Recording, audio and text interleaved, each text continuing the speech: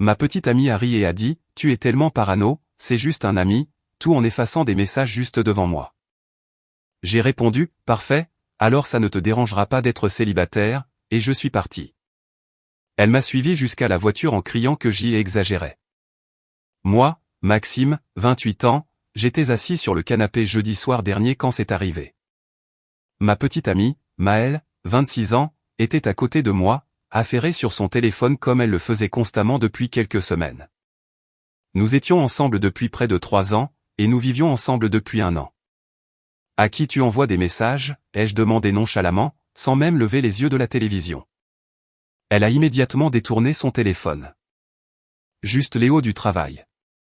Il me demande des infos sur la présentation de demain à 22h30. Sur le travail, n'est-ce pas? Un peu tard pour des trucs de boulot, non? C'est laquelle a ri.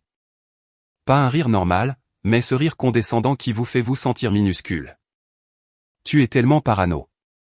C'est juste un ami. Et puis, juste devant moi, j'ai vu son pouce balayer l'écran et supprimer toute la conversation. Sans subtilité, sans essayer de le cacher. Juste supprimer, tout en maintenant un contact visuel avec moi. Quelque chose en moi s'est éteint d'un coup, comme un interrupteur. Parfait, ai-je dit en me levant. Alors ça ne te dérangera pas d'être célibataire. Son visage est passé de suffisant à choquer en une demi-seconde. Quoi, chérie? De quoi tu parles? J'ai marché vers notre chambre, attrapé mon sac de voyage dans le placard et commencé à y jeter l'essentiel. Elle m'a suivi, sa voix devenant plus aiguë. Maxime, tu es ridicule. Ce n'est rien. Je l'ai supprimé parce que je savais que tu réagirais de manière excessive. Si ce n'est rien, pourquoi le supprimer, ai-je demandé, en attrapant le chargeur de mon téléphone. Parce que tu deviens jaloux.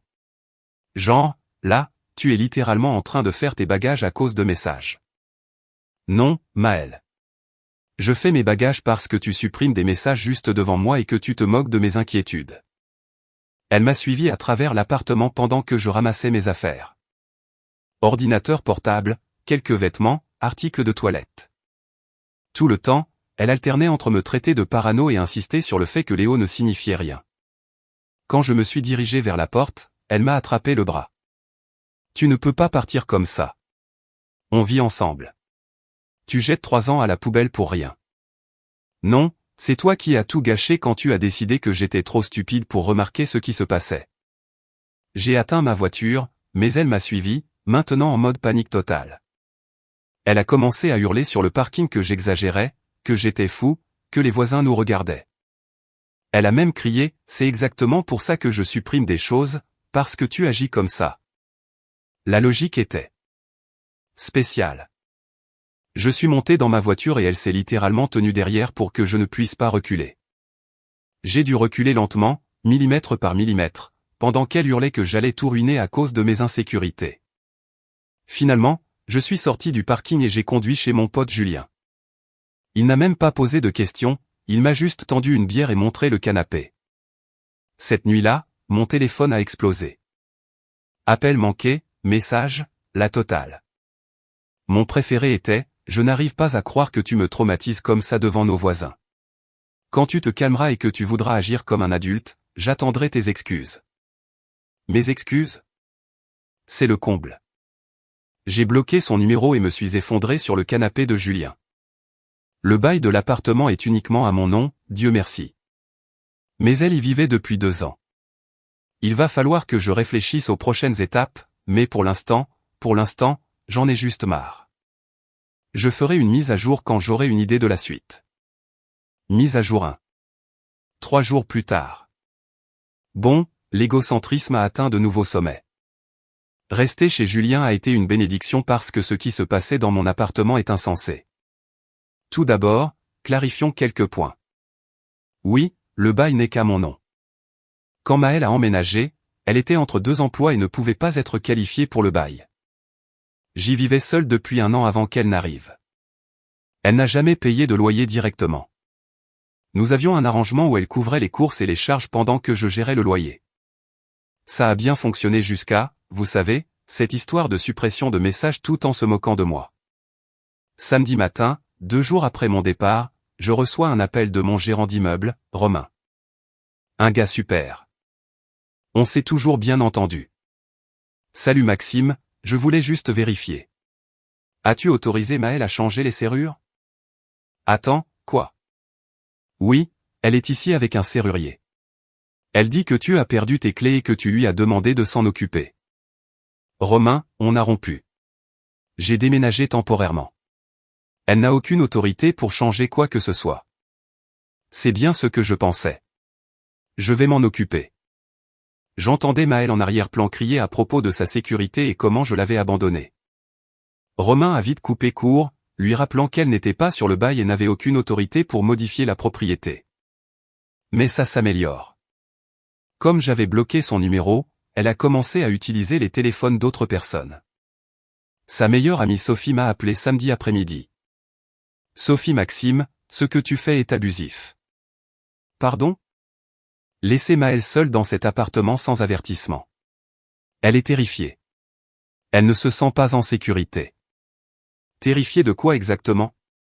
D'être célibataire? Tu sais, elle est anxieuse.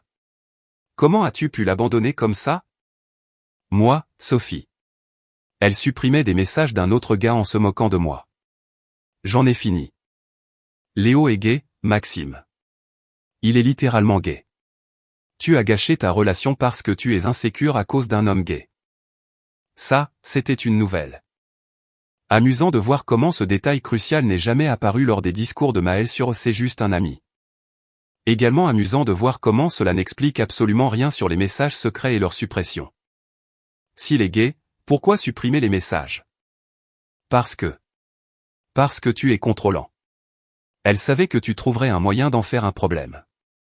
Je raccroche maintenant. Puis dimanche est arrivé. Apparemment, Maëlle a décidé que si elle ne pouvait pas changer les serrures, elle inviterait simplement des gens à emménager. J'ai reçu un autre appel de Romain. Maëlle était arrivée avec un type au hasard et un camion de déménagement, affirmant qu'il était son nouveau colocataire et qu'il reprendrait ma part du loyer. Elle a vraiment essayé d'ajouter quelqu'un à mon bail sans moi. Romain a également mis fin à ça. Béni soit-il. Il lui a dit que tout changement d'occupation devait passer par moi. Le gars avec le camion de déménagement était apparemment Léo lui-même, l'ami gay qui était prêt à emménager dans mon appartement dans les 72 heures suivant mon départ. Un comportement d'ami totalement normal, n'est-ce pas? Les messages de divers numéros n'arrêtaient pas d'arriver. Sa mère, Maxime, chérie, Maëlle est désemparée. Quoi qu'il soit arrivé, vous pouvez arranger les choses. Ne gâchez pas l'amour pour un malentendu. Sa sœur, tu es un déchet. Maëlle mérite mieux qu'un loser insécure. Numéro inconnu. Clairement Maëlle, je te donne une dernière chance de revenir et de discuter de ça comme des adultes. Après ça, j'en ai fini d'attendre que tu grandisses. L'audace de ce dernier message a provoqué une quinte de toux à Julien, qui riait aux éclats. Mais c'est là que j'ai décidé de prendre des mesures concrètes. Lundi matin, j'ai pris un jour de congé maladie et je suis allé régler mes affaires. Premièrement, je suis allé à l'appartement pendant que Maëlle était au travail. J'ai utilisé ma clé pour entrer dans mon appartement. J'ai commencé à emballer toutes mes affaires. Mon installation de jeu, ma télévision du salon, mes appareils de cuisine oui, la belle machine à expresso et le robot KitchenAid étaient à moi ou mes meubles de bureau, en gros, tout ce que j'avais acheté. Deuxièmement, en emballant, j'ai trouvé quelque chose d'intéressant dans la chambre. Une montre d'homme sur ma table de chevet, définitivement pas la mienne. J'en ai pris une photo, je l'ai laissée là. Troisièmement, j'ai appelé les compagnies de services publics. Toutes les charges étaient à mon nom puisque je les avais établies. J'ai programmé leur déconnexion dans 30 jours, le délai légal de préavis. Maëlle devrait ouvrir de nouveaux comptes à son nom si elle voulait continuer à y vivre. Quatrièmement, j'ai envoyé à Maëlle un message formel depuis un numéro Google Voice. Ceci est un avis de non-renouvellement du bail à son expiration dans 45 jours. Comme vous n'êtes pas locataire sur le bail, ceci constitue votre préavis de 30 jours pour quitter les lieux. Tous les services publics seront déconnectés dans 30 jours. Veuillez prendre d'autres dispositions. L'explosion a été immédiate. Romain a appelé. En moins d'une heure, Maëlle était au bureau de location, en pleurs, exigeant d'être ajoutée au bail, affirmant qu'elle avait des droits d'occupante. Ce qui est faux. Elle menaçait de poursuivre pour expulsion illégale. Ce qui est faux. Et puis le coup de grâce.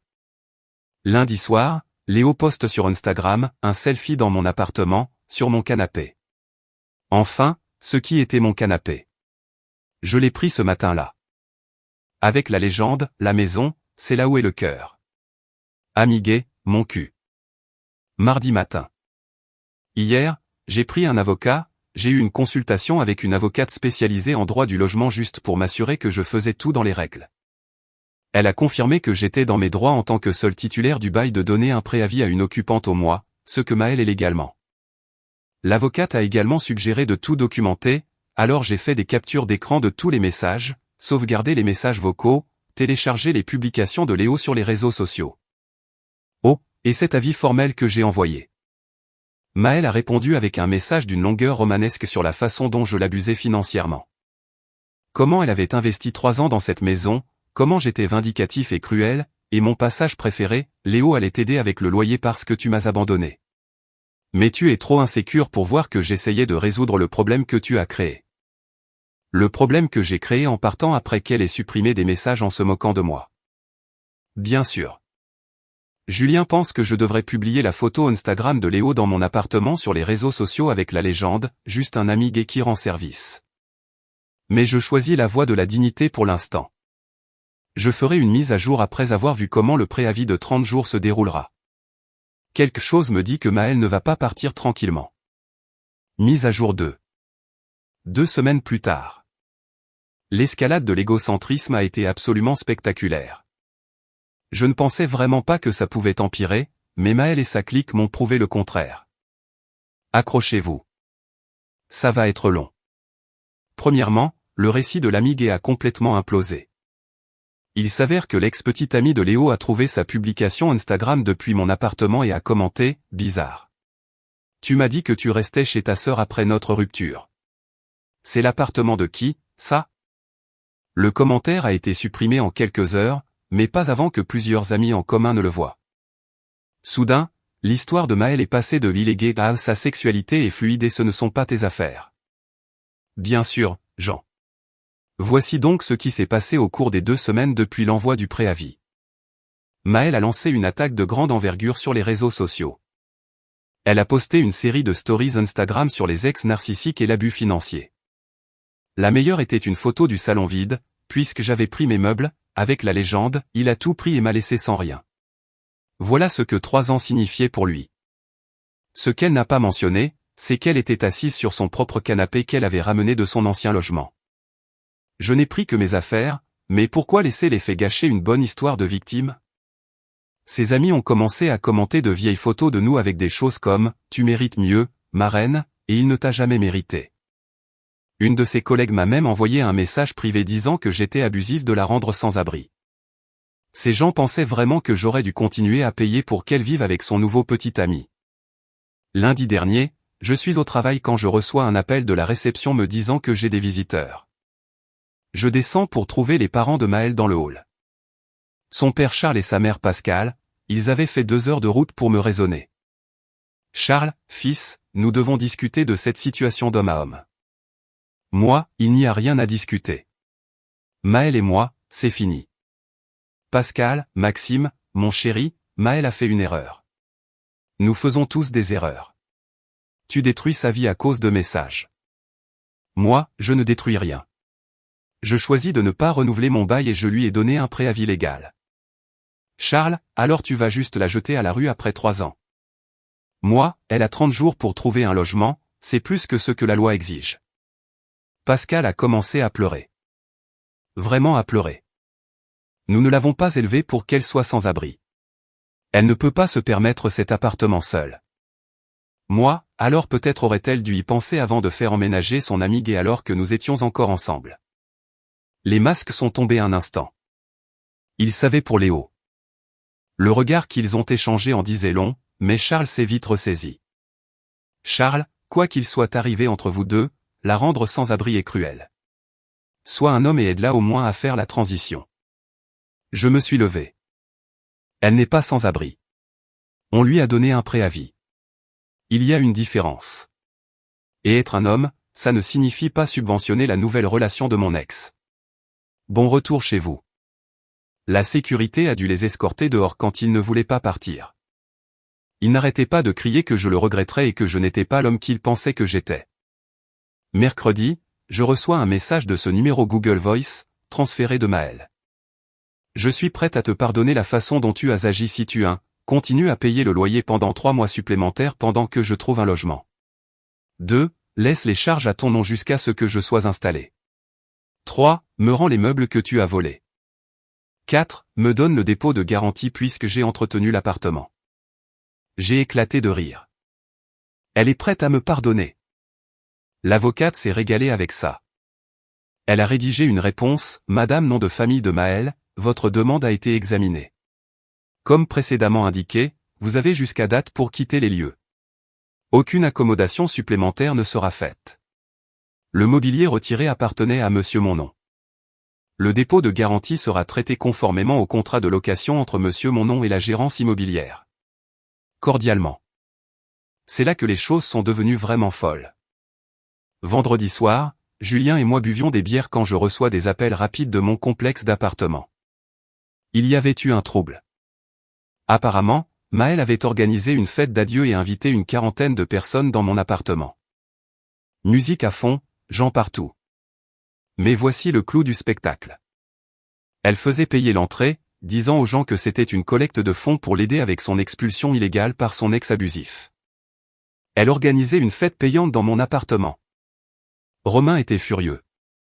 Plainte de bruit de plusieurs unités, activités commerciales non autorisées, violation de surpopulation. Les flics sont arrivés. La plupart des gens se sont dispersés à leur arrivée, mais Maël a fait sa diva, hurlant à propos de ses droits et de la façon dont elle vivait ici. Les flics ont demandé sa pièce d'identité. Devinez quelle adresse figurait sur son permis? La maison de ses parents à 2 heures de là. Elle ne l'avait jamais officiellement changée. Quand ils ont demandé une preuve de résidence, elle n'a rien pu fournir. Pas de bail, pas de charge, rien à son nom. Romain lui a servi un avis de 3 jours pour remédier ou quitter les lieux, basé sur les violations de bail. En gros, elle a juste accéléré sa propre expulsion. Mon avocate était pratiquement folle de joie quand je lui ai raconté. Vous vous souvenez de Léo? Eh bien, samedi matin, il se présente à l'appartement de Julien. L'appartement de Julien. Comment il l'a trouvé, je ne sais pas. Probablement Maël. Il voulait discuter d'homme à homme de la situation. Il a dit que j'étais déraisonnable et que Maël essayait juste de retrouver une stabilité après que je l'ai abandonné. Une stabilité avec toi. Léo, écoute, ce que Maël et moi avons est compliqué. Moi, ce n'est pas compliqué. C'était ma petite amie. Maintenant, elle ne l'est plus. Tu veux vivre avec elle? Très bien. Trouve ton propre logement. Léo, sais-tu à quel point il est difficile de trouver un logement abordable en ce moment? Moi, ça, c'est ton problème. Puis il a essayé de se montrer dur, s'est rapproché, a baissé la voix. Tu vas vraiment regretter de ne pas être raisonnable à ce sujet. Julien, qui mesure 1m90 et est bâti comme un seconde ligne, s'est levé du canapé. Tout va bien ici? Léo est parti très vite après ça. À ce jour, Maël a 7 jours restants sur le préavis original de 30 jours. Elle doit également répondre au préavis de 3 jours pour remédier ou quitter les lieux suite à la fête. L'appartement est apparemment en piteux état après sa fête. Romain m'a envoyé des photos. Je suis tellement content d'avoir documenté l'état quand je suis parti. Elle affirme maintenant que je l'ai piégé avec la situation de la fête. Ses parents menacent de me poursuivre pour quelque chose. Ils changent constamment le motif. Léo a posté des citations passives-agressives sur le karma sur son Instagram. Mon avocate dit que tout se déroule parfaitement d'un point de vue légal. La fête a été un cadeau. Des violations claires du bail qui justifient une expulsion plus rapide si nécessaire. La documentation de Léo vivant essentiellement la aide aussi. Oh, et le meilleur. Vous vous souvenez de cette montre d'homme que j'ai trouvée et photographiée?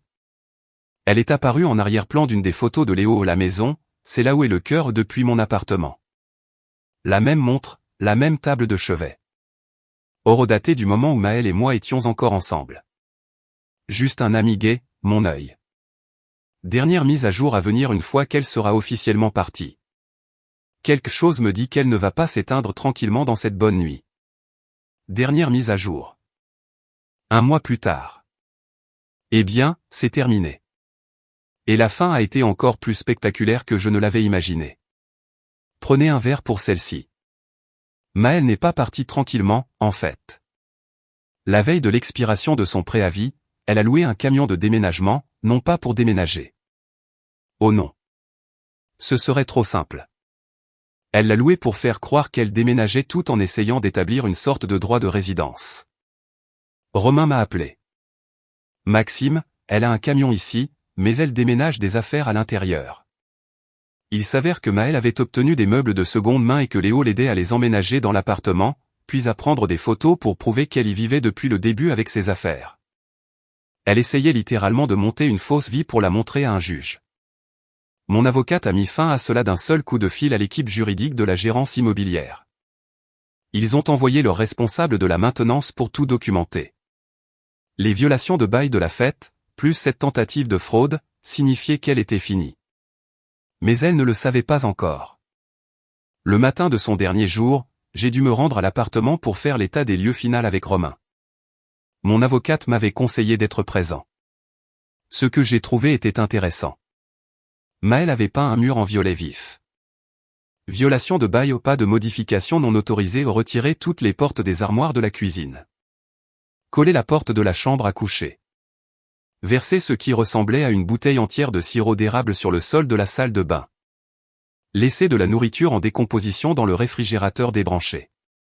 Elle était assise au milieu du salon quand nous sommes arrivés, entourée des meubles de seconde main, pleurant de manière feinte sur Instagram Live. Voilà ce qu'il me fait. Il me rend sans abri. Regardez comment j'ai vécu. Romain m'a regardé. J'ai regardé mon avocate. Oui, je l'avais amenée. Elle a regardé Romain. Madame Maëlle, vous devez quitter les lieux maintenant. Tout dommage sera documenté et vous sera facturé. Je ne pars pas. J'ai des droits. C'est laquelle a commis l'erreur ultime. Elle s'est levée, a attrapé une lampe et l'a jetée contre le mur, en direct sur Instagram, devant témoins. Romain a immédiatement appelé la police, non pas pour l'expulsion, mais pour vandalisme et destruction de propriété. L'arrivée de la police. 2 agents sont arrivés en 15 minutes. Maëlle a immédiatement activé le mode larme. Il m'a abusé. Abus financier, abus émotionnel. J'ai peur pour ma vie. Agent, madame, êtes-vous sur le bail? Maëlle, nous vivons ensemble depuis 3 ans. Agent, ce n'est pas ce que j'ai demandé. Êtes-vous sur le bail? Maëlle, il ne veut pas me laisser y être. Agent, madame, nous avons des témoins affirmant que vous venez de jeter une lampe contre le mur en direct. Les commentaires sur Instagram Live n'étaient pas de son côté. Ma cocotte, qu'est-ce que tu fais? C'est gênant. C'est du sirop par terre? Pourquoi les portes des armoires ont disparu? Puis Léo est arrivé, se précipitant pour jouer les sauveurs. Il a immédiatement commencé à crier sur les droits des locataires et l'expulsion illégale. Agent 1, monsieur, qui êtes-vous? Léo, j'habite ici. Romain, non, absolument pas. Agent 2, monsieur, avez-vous une preuve de résidence? Léo, Maxime, dealer. Maëlle, il est resté ici parce que Maxime m'a abandonné.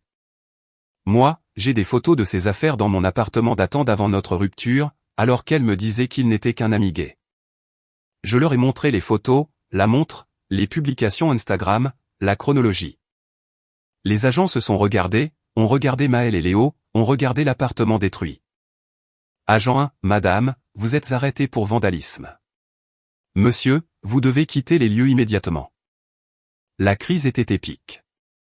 Maëlle hurlant à propos de poursuites judiciaires. Léo essayant de défendre des lois qu'il avait apprises sur TikTok. L'Instagram Live continuait de tourner pendant qu'elle était menottée. Les spectateurs devenaient fous dans les commentaires. Les dégâts à l'appartement se sont élevés à 3200 €.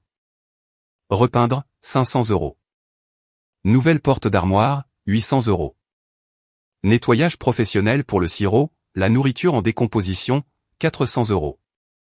Nouvelle porte pour la chambre, 300 €. Diverses autres réparations, 1200 €.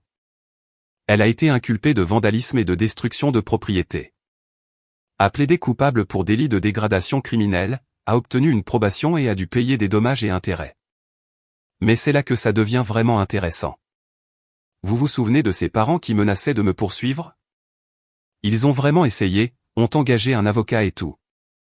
Ils m'ont poursuivi pour infliction intentionnelle de détresse émotionnelle et expulsion illégale. La réponse de mon avocate comprenait la conversation de messages originales où Maël riait de moi, toute la documentation du préavis en bonne et due forme, le rapport de police de la fête, le rapport d'arrestation pour vandalisme. Les captures d'écran des publications Instagram de Léo depuis mon appartement, les images de vidéosurveillance de Maël essayant d'emménager des meubles pour établir une fausse résidence, son Instagram live où elle détruisait l'appartement. Leur avocat a abandonné l'affaire si vite que je crois qu'il a eu un coup du lapin. Il a probablement réalisé qu'il risquait des sanctions pour avoir intenté un procès frivole. Vous vous souvenez de cet Instagram live où elle s'est fait arrêter? C'est devenu viral dans notre ville. Quelqu'un l'a posté sur Twitter avec « Voilà pourquoi on ne trompe pas et qu'on ne s'attend pas à garder l'appartement ». Le récit de Maël s'est complètement effondré. Ses propres amis commentaient des choses comme « Maël, ce n'est pas ça. Tu m'as dit qu'il était parti sans raison. Ma cocotte, tu disais que Léo était gay. S'agit-il vraiment de messages? » Elle a supprimé tous ses réseaux sociaux. Destruction totale. La dernière fois que j'ai eu des nouvelles par la rumeur, Maël est retourné vivre chez ses parents. Son casier judiciaire rend difficile la location d'un logement décent. Charles et Pascal ont apparemment fait le discours à Léo de rester loin de leur fille quand ils ont réalisé que c'était à cause de lui que leur petite s'était fait arrêter en direct. Léo a posté des choses sur les situations toxiques et l'importance de connaître sa valeur avant de également disparaître des réseaux sociaux. Quelqu'un m'a dit qu'il faisait du couchsurfing maintenant. Romain s'est senti si mal à propos de la situation de l'appartement qu'il m'a offert une autre unité dans l'immeuble avec une réduction. J'ai été surclassé dans un 2 pièces avec une meilleure vue. Julien m'a aidé à emménager le week-end dernier. Mon avis. J'ai passé 3 ans avec quelqu'un qui m'a regardé dans les yeux, s'est moqué de mes inquiétudes et a supprimé les preuves de ce qu'elle faisait avec un autre homme. Quand je suis parti, elle a essayé de changer illégalement les serrures, a tenté d'emménager son amant dans mon appartement, a organisé une fête payante qui lui a valu un préavis de 3 jours, a commis une fraude pour établir une fausse résidence, a détruit l'appartement en direct. S'est fait arrêter, a fait en sorte que ses parents essaient de me poursuivre, tout cela parce qu'elle ne pouvait pas simplement être célibataire, ou honnête, ou assumer la moindre responsabilité. Son égocentrisme était stupéfiant. Elle croyait sincèrement qu'elle méritait de continuer à vivre dans mon appartement avec son nouveau petit ami à mes frais après m'avoir trompé. Et quand cela n'a pas fonctionné, elle a essayé de tout incendier, littéralement, si l'on se fie à cette situation de sirop. Mais vous savez quoi? Je vais bien. Mieux que bien. J'ai un appartement plus sympa, 0 drame, et une vidéo virale de mon ex se faisant arrêter pour avoir fait une crise. Mon seul regret est de ne pas être parti plus tôt quand les signes avant-coureurs sont apparus. À tous ceux qui disent que j'ai été trop dur. Elle aurait pu simplement trouver un nouvel appartement et passer à autre chose. Chacune des conséquences qu'elle a subies est le résultat de ses propres actions. J'ai juste refusé de la subventionner. Merci d'avoir suivi cette aventure folle. Je vais profiter de ma vie sans drame dans mon nouvel appartement. Oh, et Léo, si tu lis ceci, ce n'est pas parce que tu supprimes des messages que les gens oublient. Mon ami est fluide, profite du couchsurfing.